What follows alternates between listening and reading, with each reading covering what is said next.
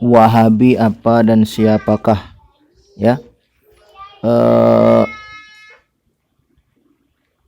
Wahhab mengacu pada tokoh besar ulama besar di tanah Arab yang bernama lengkap Syekh Muhammad bin Abdul Wahhab At-Tamimi An-Najdi 1115 sampai 1206 Hijriah atau 1703 sampai 1791 Masehi. Ya. Syekh Muhammad Abdul Wahhab lahir di Uyainah dan belajar Islam dalam mazhab Ambali. Beliau telah menghafal Al-Quran sejak usia 10 tahun. Dakwah beliau banyak disambut ketika beliau datang di Dar'iyah. Bahkan beliau dijadikan guru dan dimuliakan oleh penguasa setempat saat yaitu Pangeran Amir Muhammad bin Saud yang berkuasa 1139 sampai 1179. Oleh Amir, dakwah beliau ditegakkan dan akhirnya menjadi semacam gerakan nasional di seluruh wilayah Saudi Arabia hingga hari ini. Pokok ajaran Muhammad Abdul Wahhab menjadi pelopor gerakan Islah Reformasi. Sosok beliau muncul menjelang masa-masa kemunduran dan kebekuan berpikir pemikiran dunia Islam, yaitu sekitar 3 abad yang lampau, atau tepatnya pada abad ke-12 Hijriah.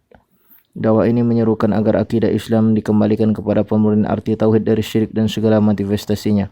Sementara fenomena umat saat itu sungguh memilukan. Mereka telah menjadikan kuburan menjadi tempat pemujaan dan meminta kepada selain Allah.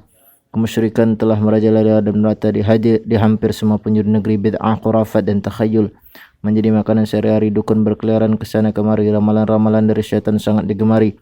Sihir menjadi aktivitas umat. Ilmu gaib seolah menjadi alternatif untuk menyelesaikan berbagai persoalan dalam kehidupan umat Islam. Syekh Abdul Wahhab saat itu bangkit mengajak dunia Islam untuk sadar atas kebobrokan akidah ini. Beliau menulis beberapa risalah untuk menyadarkan masyarakat dari kesalahannya. Salah satunya adalah Kitab Tauhid yang hingga kini masih menjadi rujukan banyak ulama di bidang akidah. Dakwah Syekh Abdul Wahhab ini kemudian melahirkan gerakan umat yang aktif menumpas segala bentuk khurafat, syirik, bid'ah dan beragam hal yang menyeleweng dan ajaran Islam yang asli. Mereka melarang membangun bangunan di atas kuburan, juga mengharamkan untuk menyelimuti kuburan atau memasang lampu di dalamnya. Mereka juga melarang orang meminta kepada kuburan orang yang sudah mati, dukun, peramal, tukang sihir dan tukang teluh. Mereka juga melarang tawassul dengan menyebut nama orang soleh seperti kalimat bijahir rasul atau keramatnya Syekh Fulan dan Fulan. Dakwah beliau lebih tepat dikatakan sebagai dakwah salafiyah. Dakwah ini telah membangun umat Islam di bidang akidah yang telah lama jumud beku akibat kemunduran akidah umat. Dakwah beliau sangat memperhatikan pengajaran dan pendidikan umum serta merangsang para ulama dan tokoh untuk kembali membuka literatur kepada buku induk dan meraji' yang murtabar sebelum menerima sebuah pemikiran. Sebenarnya mereka tidak pernah mengharamkan taklid, namun meminta agama ini mau jebila lebih jauh, meneliti dan merujuk kembali kepada nas-nas dan dalil dari kitab Allah dan sunnah Rasul serta pendapat para ulama salafus salih. Di antara tokoh ulama salafus salih, ulama salaf yang paling sering mereka jadikan rujukan adalah Imam Ahmad bin Hanbal 164 sampai 241 Hijriah, Ibnu Taimiyah 661 sampai 728 Hijriah, Muhammad Ibnul Qayyim Al-Jauziyah 691 sampai 751 Hijriah.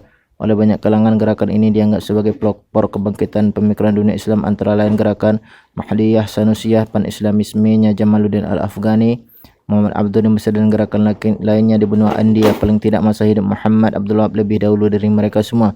Dalam penjulukan yang kurang tepat, gerakan ini sering dijuluki dengan Wahabi, namun istilah ini tidak pernah diterima oleh mereka yang ikut mengembangkan dakwah salafiyah. Demikian sekelumit tentang gerakan Syekh Abdul Wahhab. Maka dengan demikian sesungguhnya dakwah ini juga dakwah Sunnah wal Jamaah, sebab tetap berpegang kepada sunnah Rasul dan juga jamaah sahabat ridwanullah alaihim.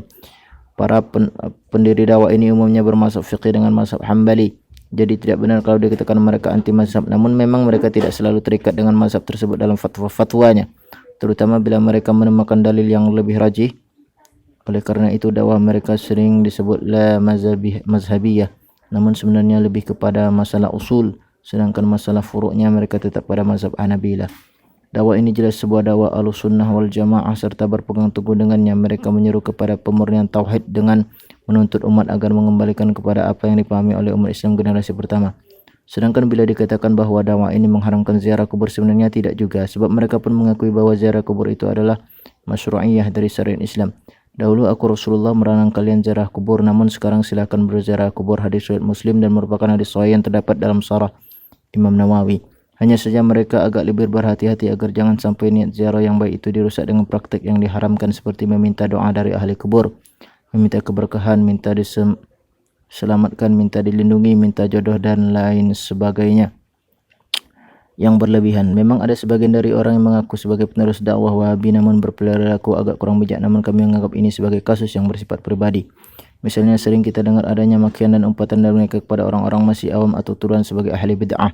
Sayangnya semua itu dilakukan di muka umum atau di pengajian-pengajian, bahkan termasuk situs yang dibaca oleh seorang secara umum.